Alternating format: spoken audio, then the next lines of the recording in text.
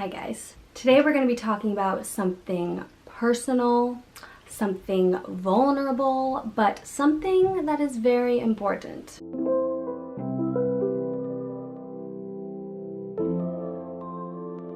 This is not something that I've talked about publicly on my platform. Like, I've never talked about the fact that I had an eating disorder, but I think it's something that I've been thinking about a lot recently and something that I do want to share with you guys because I have noticed a lot of similarities, as the title says, between my eating disorder and my alcoholism. I actually got the idea for this video from one of my friends who texted me a couple months ago, and she told me that her professor told her class that anorexia and alcoholism are very comorbid, which means that they're two diseases that are often present in a person at the same time. So that's kind of what got me thinking about the links between the two. And as some of you know, I've been hosting these virtual meetings for sober and sober curious college-aged people, which if you want to be a part of that, I'll have the link down below of how you can sign up. But in one of those meetings last week, we somehow got on the topic of diet culture and how it plays a role in alcohol use, especially in the college setting and especially among young women. And a lot of people were saying in the group that it would be really interesting if I made a video on my experience with this, because I kind of opened up about how I used to struggle a lot with my eating. So that is where the idea for this video came from. I've been wanting to film it for a long time. I finally sat down and kind of wrote down all of my thoughts about it, and now I'm just going to share them with you. I'm not exactly sure about the direction that this video is going to go in. I know for certain it's not going to be how to get over your eating disorder tips or anything like that, because I currently am still trying to get over that mental aspect myself. But I will be talking a little bit about my own personal story with my eating disorder, and then some of the things that I've noticed along the way of how it relates to my alcoholism and how my alcoholism kind of was able to mask my eating disorder for a long time. So if any of these topics sound interesting or relatable to you, then keep on watching. This right here is going to be the trigger warning that I will be talking about alcohol use disorder and eating disorders and weight gain and all of this stuff. So if any of that is triggering to you, I encourage you to maybe pick a different video. So to begin, I will go a little bit into my backstory of my eating disorder. I was never officially diagnosed with one, and I'll explain why in a little bit, but I have struggled with body image and disordered thoughts about my eating since I was in 7th and 8th grade. I remember it was either 7th or 8th grade, it was when Tumblr was really big, and I remember scrolling on Tumblr and I saw this photo, and it was this girl with a perfectly flat stomach, and the caption for it was, "Work out so you can wear whatever you want."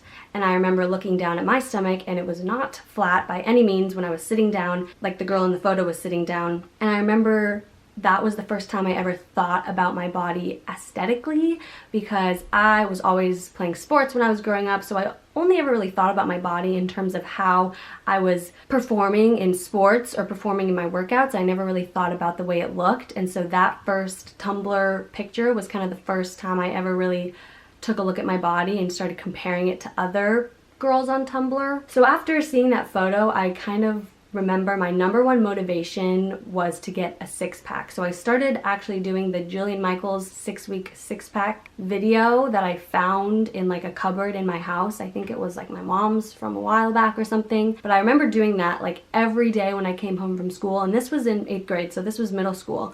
And it got to the point where sometimes I would dread doing it, but I would force myself to do it, and it became this obsession. It was the same workout every single time. It was like a 30-minute ab workout, but I would do it every single day. And I remember thinking that results weren't really coming fast. Like, I was doing this for about 2 months, and I really saw no progress in my stomach. Then I came across this other thing on Tumblr, which Tumblr was my demise, I guess. But I came across this other thing that said abs are made in the kitchen, or abs are 20% exercise, 80% diet. And then I remember that was the first time I ever started thinking about the way I was eating and my diet, because I thought the only thing I needed to do to lose the weight that I thought I needed to lose was with exercise, when in reality, I mean, I know now that it's a both diet and exercise, I immediately just started doing a ton of research about eating habits and diet and how to lose weight, and I came across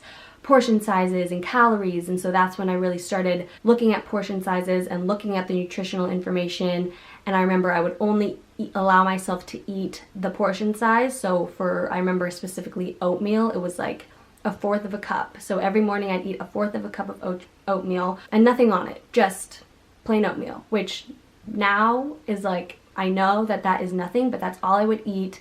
I remember I'd be so hungry at school and I would pack myself these little sandwich wraps with only the amount, like the portion size that it said on the package, and like 5 carrots, like baby carrots, because that was the portion size. And I just remember I was always so hungry, so irritable, and I was working out consistently. I was playing sports, specifically soccer, in that time period. So that was 8th and into 9th grade. I remember the summer between 8th and 9th grade was when I started working out a ton, but not like weights. It was mainly cardio. So I would play soccer and then I would run a lot. And I remember freshman year of high school, we had a treadmill at my house and I would run every single day after school for 30 minutes to an hour. Even on Fridays when my friends would be going to football games, I would run on the treadmill before and go like really sweaty to the game. But most of the time I would skip the game because I wanted to either work out more or I was just not feeling confident. And so over those 2 years was when my healthy eating and my exercising turned into an obsession. So this is where I was never really diagnosed with like anorexia,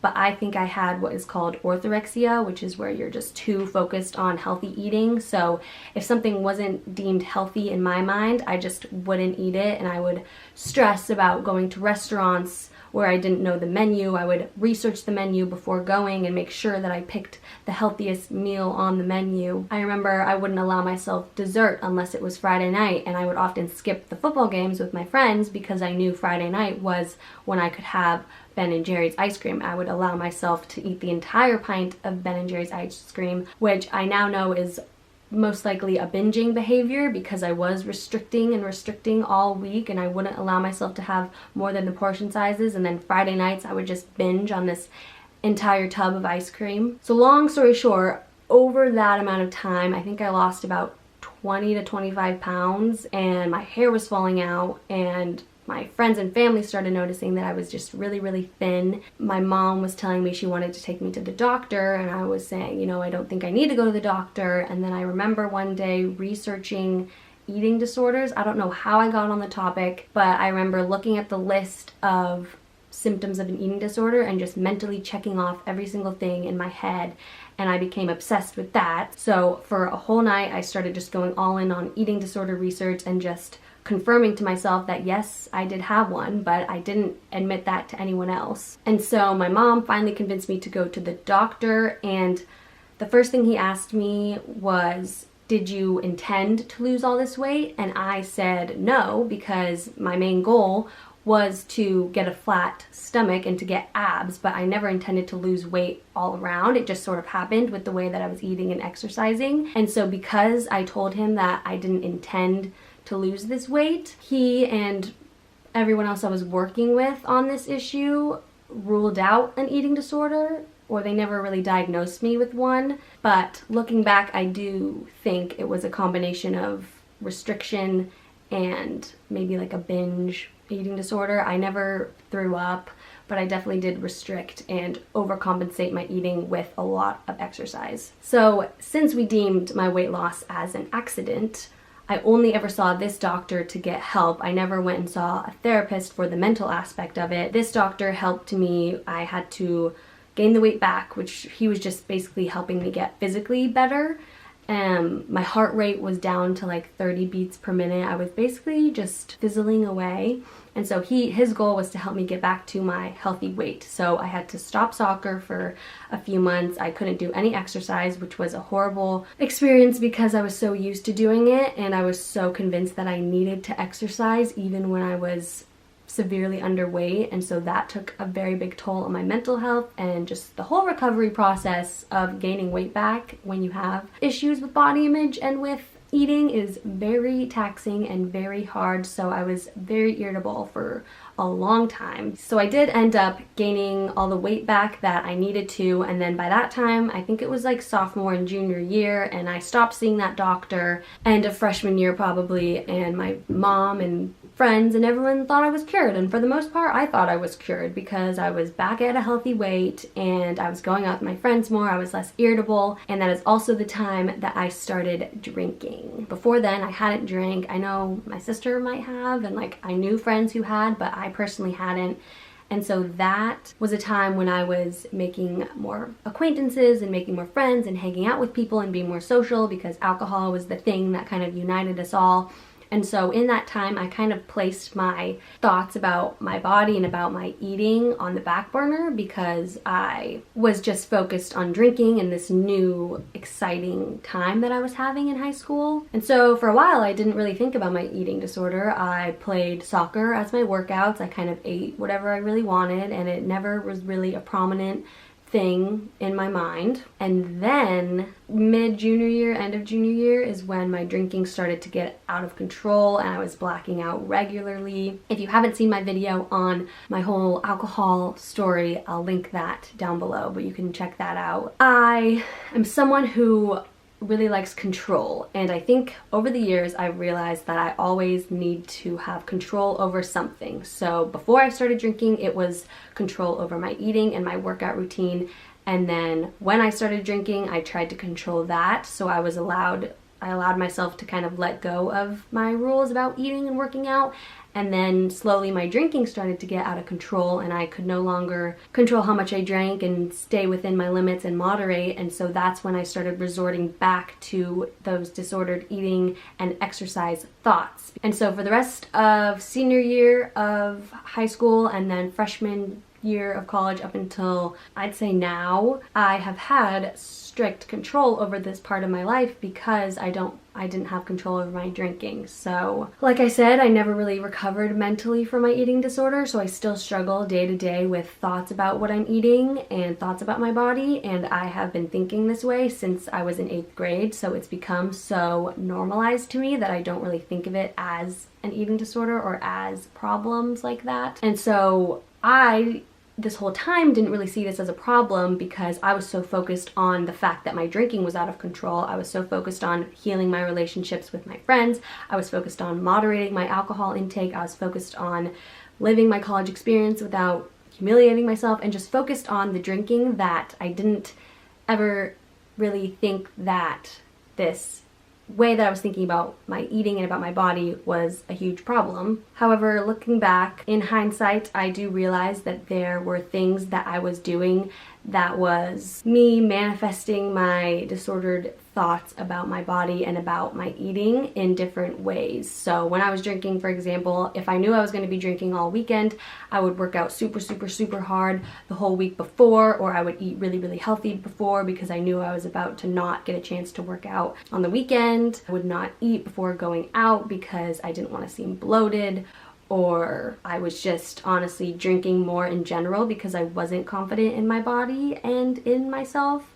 And so there was a lot of different ways that my eating disorder was kind of showing up when I was drinking, but I wasn't really paying attention to that because, like I said, I was focused on the fact that I was out of control of my drinking. And so the thing about sobriety, and I'm sure you've heard this before if you are sober or if you're looking into sobriety, is that it's not just about giving up alcohol. You're not just saying, okay, I'm not going to drink and then that's it. In sobriety, you discover so many things about yourself, and you really do change your life for the better because you have so much time to focus on things that you neglected for so long. Now that the drinking is under control, I've had time to reflect and realize all the other parts of my life that need healing.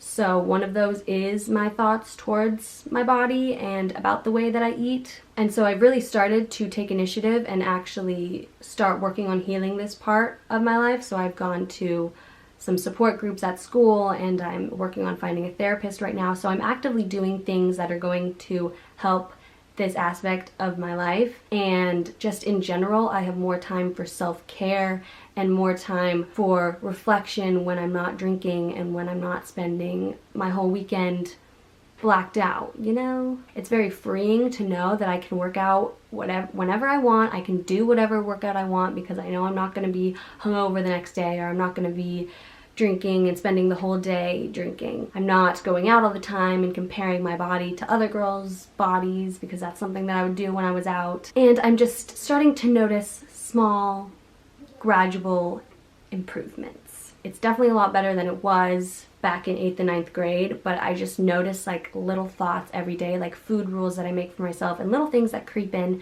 every day that I am actively trying to work on. So that is all I really have to say about this. I know that this video didn't really offer any advice, but I thought that me coming on and openly talking about my story I think people might relate to it, and we might start this conversation of how these two things, alcoholism and eating disorders, can kind of go hand in hand. My goal for all of my platforms, and the reason I am so vulnerable on them, is because I do want to help people.